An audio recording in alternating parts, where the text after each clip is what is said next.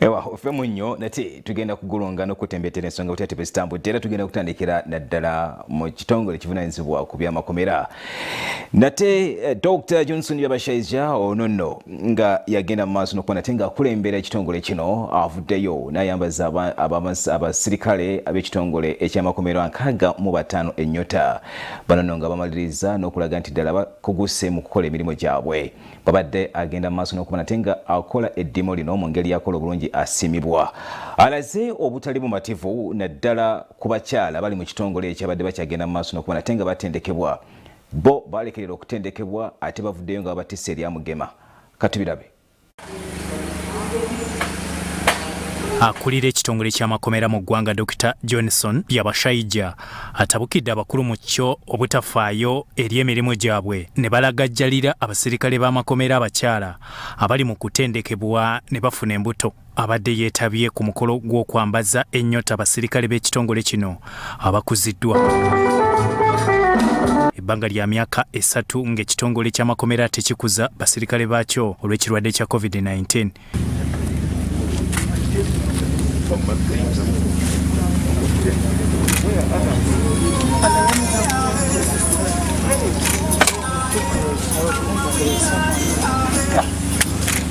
Ku ssaawa 3 ez'okumakya akulira eby'emirimu mu kitongole kino Commissioner David ayimbisibwe akuliddemu omukolo guno nga bwe bakakasibwa Dr. Johnson Byabashaija.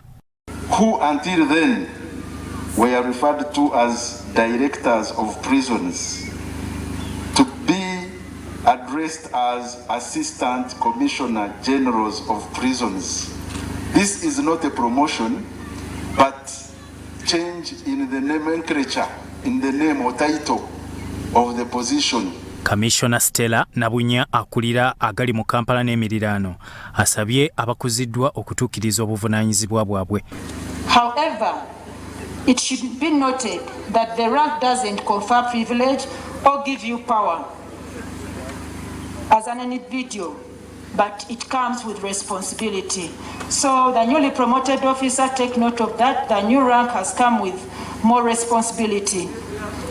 Dr. Byabashaija asabye abakuziddwa okufa ennyo ku mirimu gyabwe ne yeewuunya abakyala abatendekebwa okufuna embuto nga yeebuuza baani abali mu kubakabawaza.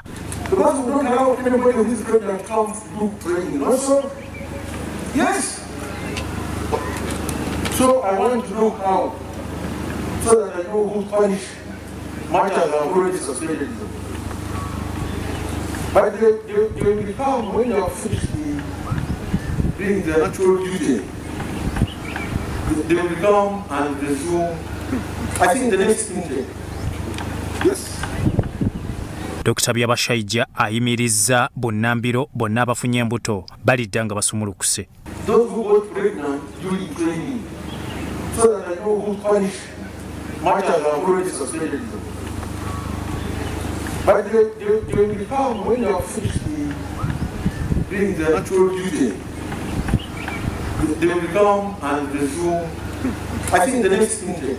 Ku lw'abalinnyissiddwa madaala abaali ab'okukituukako mu 2021, Commissioner Henry Tugume yeebazizza omukulembeze w'eggwanga Yoweri Kaguta Museveni okubalowoozaako. Before I do this, allow me, colleagues, to thank His Excellency, the President of the Republic of Uganda, for having considered us and promoted us.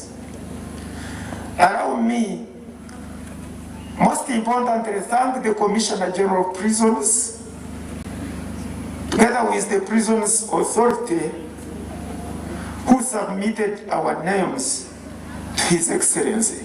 Mr. Commissioner General, sir, we are very grateful. Thank you, and thank you so much.